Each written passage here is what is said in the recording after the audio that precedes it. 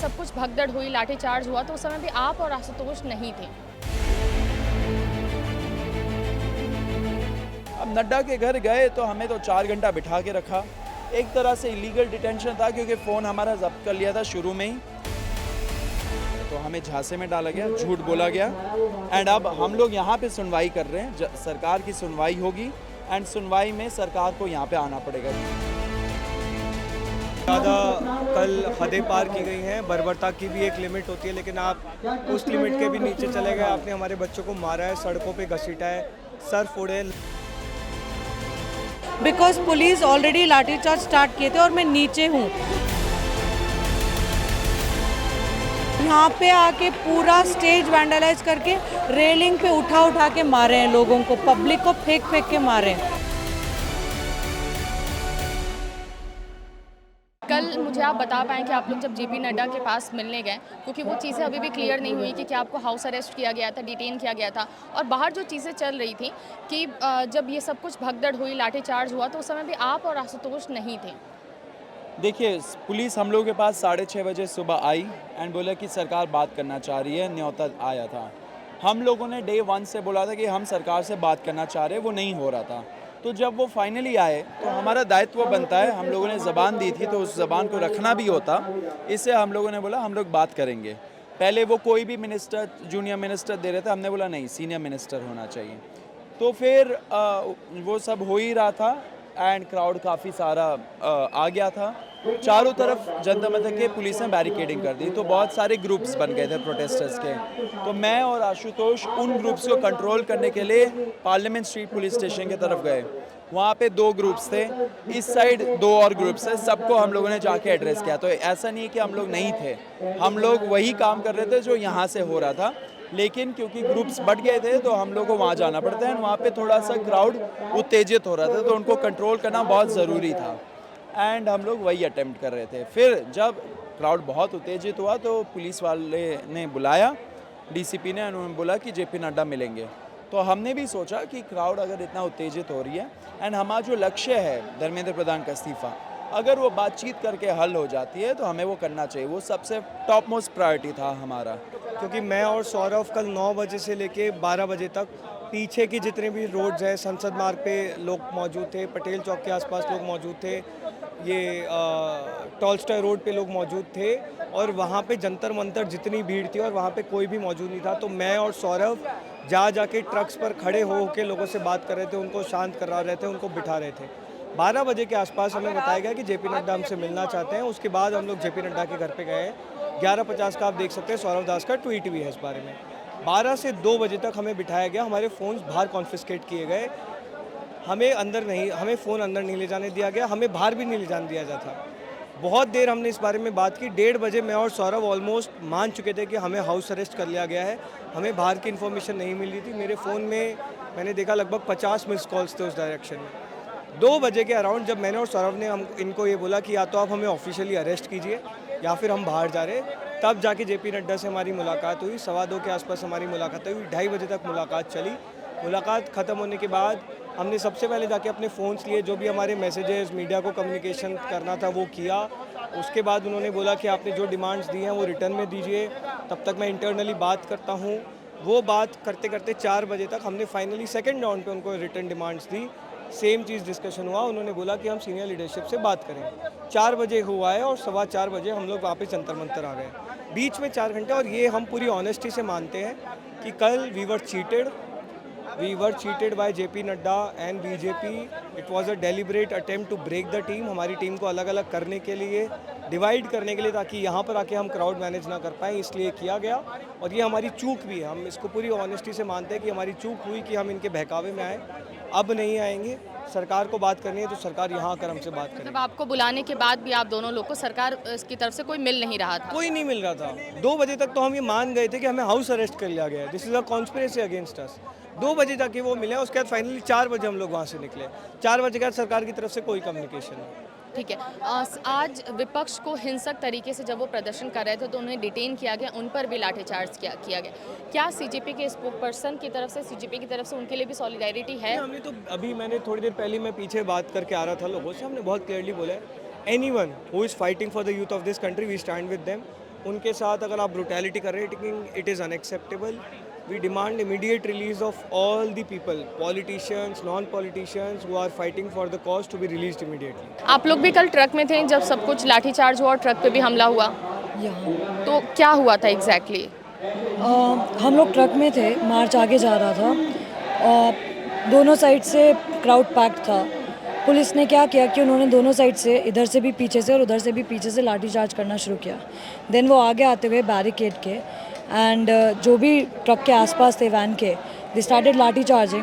उन्होंने आइसोलेट किया हमारे पूरे ट्रक को, देन टायर पंचर किया, देन उसको ट्रक को खोला और पुलिस वाले डंडे, पहले तो जो ऊपर लोग बैठे हुए थे, अभिजीत, हमारे एक वॉलंटियर है फैज़ान, उनको उससे मारा डंडे से.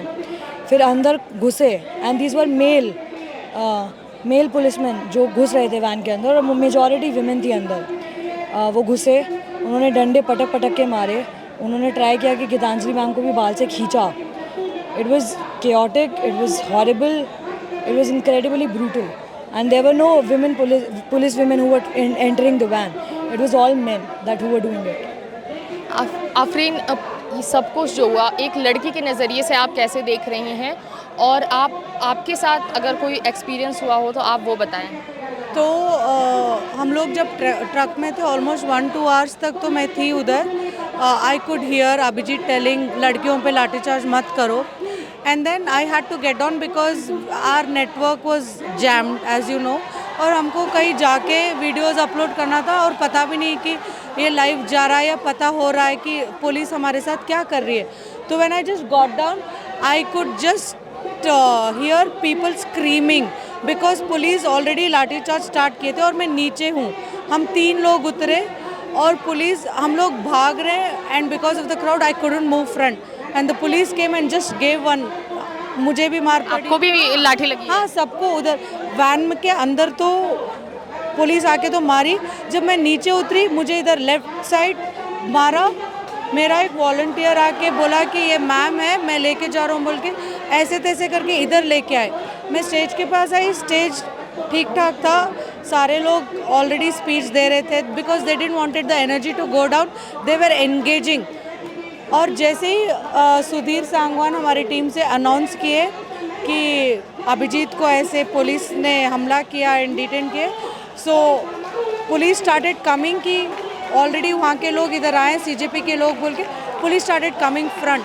तो यहाँ पे आके पूरा स्टेज वैंडलाइज करके रेलिंग पे उठा के मारे हैं लोगों को, पब्लिक को फेंक के मारे हैं. And it was so brutal. This was not even needed. None of us were even scolded. None of us were even fighting. And most of them were women. सामने हमारे सर फोड़े जा रहे हैं, आंखों पे कान चुभे जा रहे हैं और हाथ पे पूरा इतना मार्क पड़ा है. They did not care at all. क्या इतना एक्सेप्टेड था, मतलब इतनी उम्मीद थी कि इतनी भीड़ आ जाएगी? क्योंकि जब हमने भी देखा तो पूरा सीपी भरा हुआ था लोगों से. हमें एक्सपेक्टेड तो था कि लोग आएंगे क्योंकि लोगों में बहुत ज़्यादा गुस्सा था, स्पेशली सोनम सर के साथ जो इन्होंने किया वो जो चद्दर में लपेट के. पर शायद इतना क्राउड आएगा उतना हमें भी नहीं अंदाज़ा था. लेकिन जो एक्सपेक्टेड बिल्कुल भी नहीं था वो था पुलिस का रिएक्शन. जिस हिसाब से उन्होंने लाठी चार्ज किया, वो भी उन बच्चों पे जो बैठे हुए थे वैन के पास, एक बैरिकेड के पास. उन्होंने पहले विमेन ऑफिसर्स लगाए तो हमारे मेल वॉलंटियर्स, मेल प्रोटेस्टर्स आगे थे. हमने डेलिबरेटली ट्राई किया कि विमेन प्रोटेस्टर्स आगे आ जाएं ताकि विमेन पुलिसमैन को कोई भी ना इंजरी हो, ना कोई any, to make them feel safe as well. आपको पता है उसके बदले में उन्होंने क्या किया? मेल पुलिसमैन आगे आए और उन्होंने बच्चियों को मारा. उनको छातियों में ऐसे डंडों से, लड़कियों के सर फोड़े गए, लड़कियों को पेट पे, टांगों पे लाठियाँ मारी गई. बच्चे बैठे हुए थे जबकि कोई कुछ नहीं कर रहा था वहाँ जहाँ हम मार्च कर रहे थे वैन पे, फिर भी लाठी चार्ज हुआ. कम्प्लीटली पीसफुल गैदरिंग पे जो बैठी हुई थी उस पर पुलिस ने लाठी चार्ज किया बार. So that was not expected. हम लोग एस्केप होके सीपी गए. Say I am new to Delhi and I don't have a map to go because पूरा बंद था. वहाँ पे जा रही हूँ तो लोग ऐसे ही बैठे हुए हैं, पालिका बाज़ार या कुछ वो है ना, वहाँ पे they are just tear gases इतने बार डाले ना मेरे मुंह पे, मेरा चेहरा, मेरा आंख everything, and we are just buying water, we are just putting. Every road was filled with police. बैठे हैं शांति से बैठे हैं, उनको भी अटैक किया है पुलिस ने. मैं मानती हूँ अगर हमने कुछ ऐसे नारे लगाए जो देश के अगेंस्ट हो या पुलिस के अगेंस्ट हो या हमारे प्रोटेस्ट के एजेंडा के अगेंस्ट हो, ऐसा कुछ नहीं था. The older citizens were also attacked, the small kids were attacked, girls were brutally attacked. अब आगे का क्या प्लान देख रहे हैं आप लोग, क्योंकि कल जो हुआ अभी तक सरकार की तरफ से भी कोई जवाब नहीं आया जेपी नड्डा की तरफ से, तो अब आगे का क्या प्लान बन रहा है आप लोगों का? ये तो मैम सब जानना चाहते हैं, बिकॉज अभी ये सिर्फ कॉकरोच जनता पार्टी का मूवमेंट हम लोग देखे हैं, and this is we thought next day कोई नहीं आएगा. अरे सेम दिन स्टेज वैंडलाइज कर दिए, but Abhijit, Saurabh and Ashutosh they came from Kerala, उसके साइड आके स्टेज सेटअप करके रात भर इधर ही बैठे थे.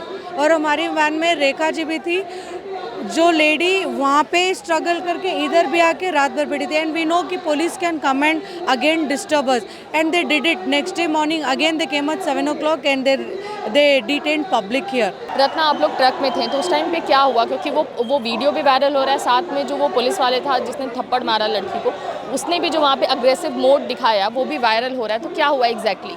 देखिए, जो पुलिस वाले आए थे वो इसी इंटेंशन से आए थे कि वो लोग को मारेंगे, क्योंकि जो वैन थी वो भी खड़ी हुई थी. ऑफ कोर्स प्रोटेस्टर्स आगे बढ़ना चाहते थे, क्योंकि उनको चाहिए था कि जो जिस चीज़ के लिए वो आगे बढ़ रहे हैं वो हो.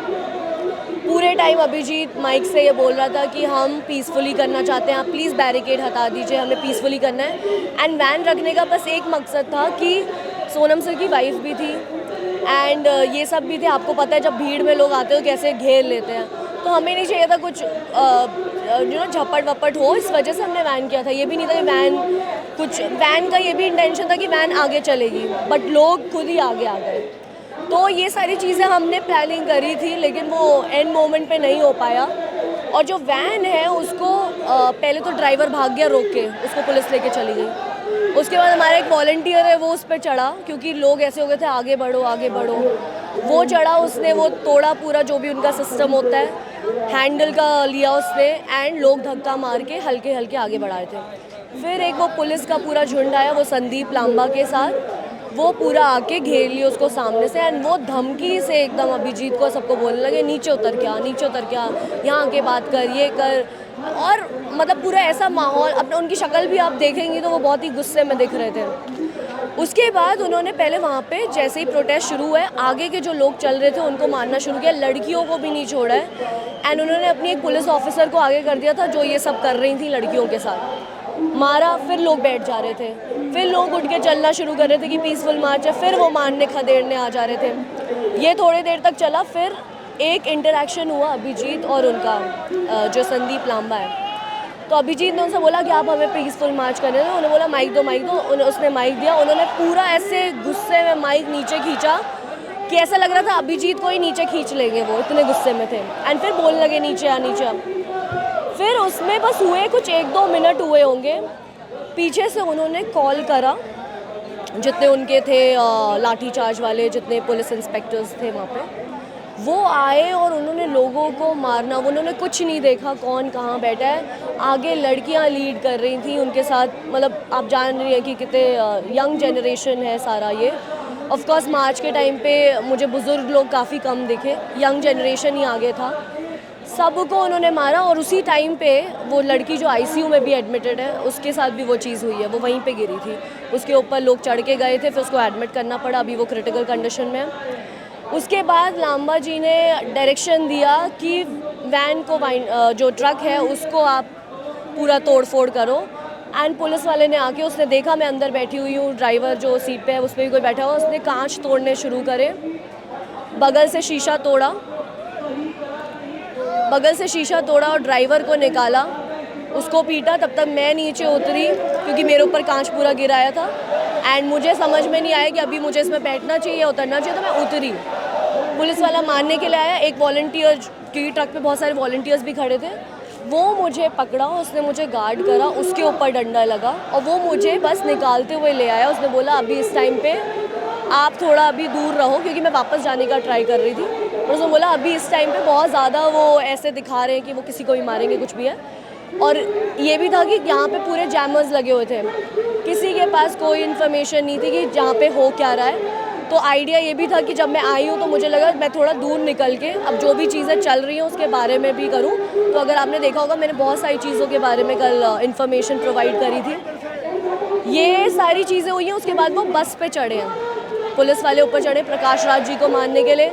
हमारे जो कैमरा के सारा जो करते हैं इतने टाइम से, वो उनके पैर पकड़ रहे हैं, उनसे विनती कर रहे हैं कि आप कुछ मत करो।